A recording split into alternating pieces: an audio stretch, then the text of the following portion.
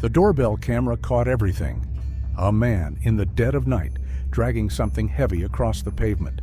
It was 4 a.m. He struggled under the weight, pulling the wrapped bundle toward his car. Inside that bundle was his wife. Sheylla Cabrera came to the United States from Peru, chasing the same dream millions of immigrants share: a chance to build a better life for her family. At 33, she was living that dream. A devoted mother to 3 little boys, ages 9, 6, and 4, she had built a warm, loving home in Lancaster, California. Her friends described her as kind, loyal, and endlessly giving. A woman whose laughter could brighten a room even when life was unbearably heavy. She worked tirelessly to provide for her sons and filled her small apartment on Lancaster Boulevard with love. But behind that radiant smile, Sheylla was living with a secret, a darkness no one could truly understand.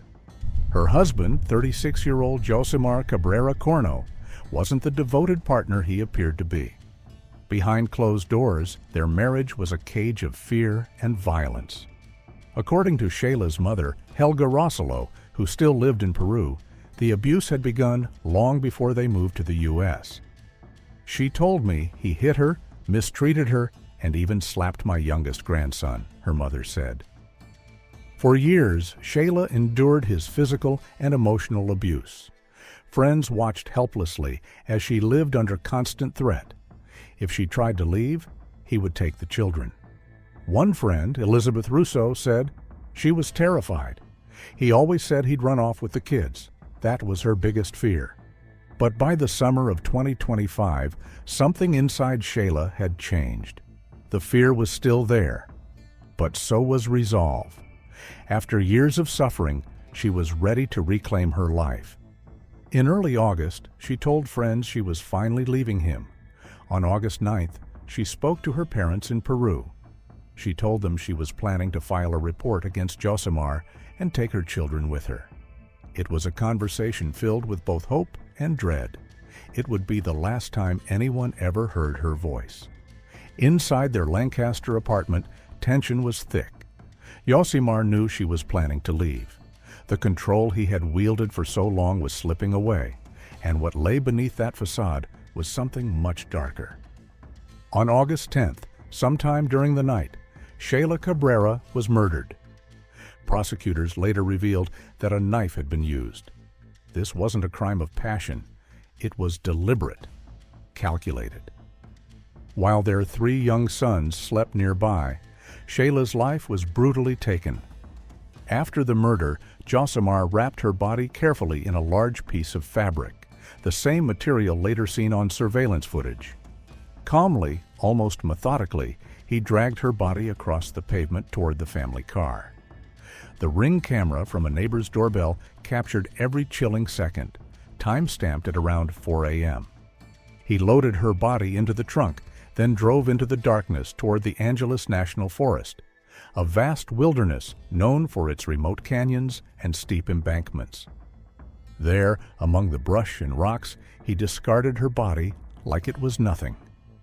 Then he returned home to his children and began to lie. 2 days later, Sheylla's friends grew concerned when she didn't respond to calls or messages. They knew something was wrong. This wasn't like her. On August 12th, they reported her missing to the Los Angeles County Sheriff's Department. When detectives questioned Sheylla, his story changed again and again. First, he claimed she had been taken by Immigration and Customs Enforcement. Then, that she left him for another man. Later, that she had suffered an accident. But he refused to explain how. The lies didn't just sound strange, they reeked of guilt. Detectives quickly learned about the domestic abuse, about Sheylla's plans to leave, and about Sheyilla's threats. It was clear this wasn't a missing person case. It was something far worse. On August 13th, investigators reviewing surveillance footage from neighbors discovered the damning video. It showed Sheylla dragging a large, heavy, fabric-wrapped object from the apartment toward his car. Within hours, the case was officially reclassified as a homicide. Authorities launched a massive search of the Angeles National Forest. It was like searching for a needle in a haystack, over 700,000 acres of rugged mountain terrain. But they had to try. Meanwhile, investigators learned that Josimar and the couple's 3 children were missing too. Evidence suggested he had fled the country, possibly back to Peru. On August 16th, a breakthrough came. Search and rescue teams discovered a large bundle of material over the side of an embankment deep in the Angeles National Forest. Inside was the body of Sheylla Cabrera. The evidence matched perfectly. The same fabric, the same man, the same horrific truth. For Sheylla's family and friends, the confirmation shattered them.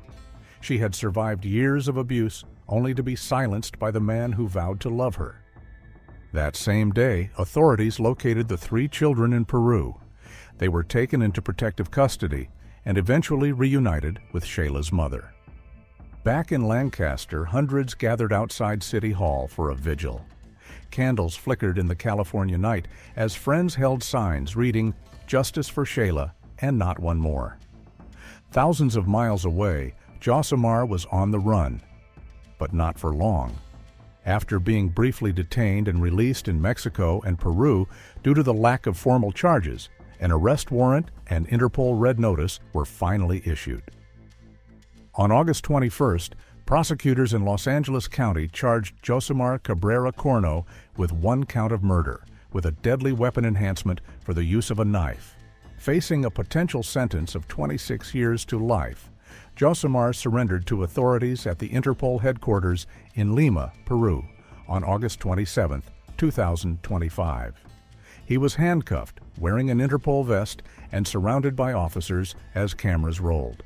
He now awaits extradition to the United States, where he will face trial for the brutal murder of his wife, a woman who had only wanted safety, peace, and a better life for her children.